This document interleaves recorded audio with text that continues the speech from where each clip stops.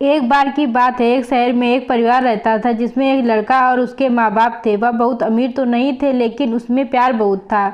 कुछ दिनों के बाद उस लड़के की शादी हो गई। उसकी शादी रिया नाम की लड़की से हुई। वह बहुत लालची थी। वह अपने पति को किटी पार्टी में जाने के लिए बार बार नए कपड़े और गहने लाने को बोलती थी। उसके पति ने उसको समझाया कि अपने बराबरी वालों से ही दोस्ती करना चाहिए। अगर तुम महीने में 10 बार किटी पार्टी में जाओगी तो तुमको हर बार नए कपड़े और गहने कौन दिलाएगा। लेकिन वह अपने पति से ही झगड़ा करना शुरू कर देती थी और बोलती थी कि अगर मैं नए कपड़े गहने पहनकर नहीं जाऊंगी तो मेरी सहेलियां मेरा मजाक उड़ाएंगी।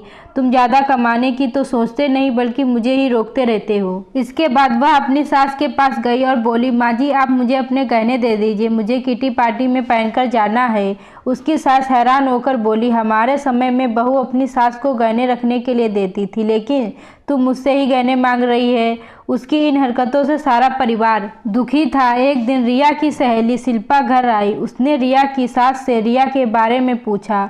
उन्होंने बताया कि रिया पार्टी में गई है। शिल्पा ने रिया की सास से पूछा, आप इतनी दुखी क्यों दिख रही हैं। तब उनने सारी बात बताई कि रिया किस तरह बार बार नए गहने और कपड़े की डिमांड करती है और सारे पैसे इन पर ही खर्च कर देती है। वह शिल्पा से पूछती है कि ज़्यादा ज़रूरी क्या है, रोटी या ये दिखावा। शिल्पा ये कहकर ज़रूरी तो रोटी ही है, लेकिन रिया को यह बात समझानी होगी। रिया की सास ने पूछा, वह कैसे। इसके बाद शिल्पा ने कहा, देखती जाइए। शिल्पा ने अपने जितने भी गहने और नए कपड़े थे सब लाकर रिया के घर रख दिए और उनका सारा राशन और फर्नीचर लेकर अपने घर चली गई।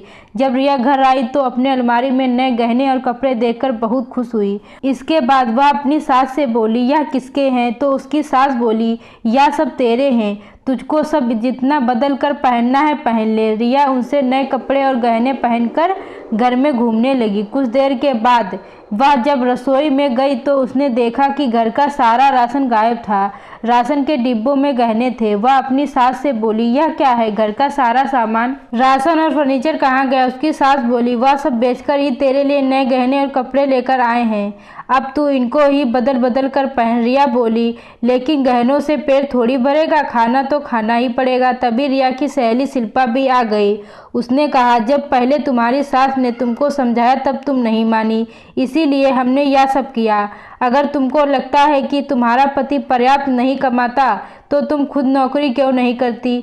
तुमको इन फालतू के दिखावे से बचकर अपने घर पर ध्यान देना चाहिए।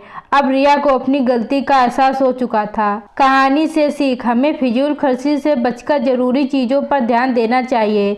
दोस्तों, आप लोगों को यह कहानी अच्छी लगी हो तो वीडियो को लाइक करें, चैनल को सब्सक्राइब करना ना भूलें।